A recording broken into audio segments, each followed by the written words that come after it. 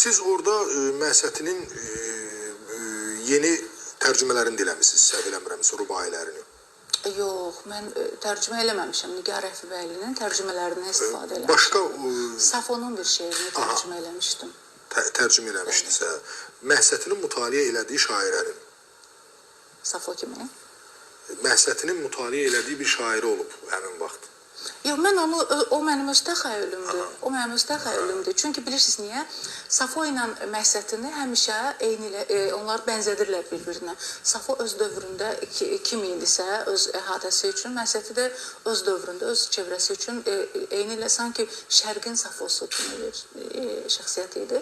Ona görə də mən onları zaman olaraq qarşılaşdıra bilməzdim və mən onları Sultan Səncər vasitəsilə sanki istədim belə bir görüşlərini təşkil edəsiniz.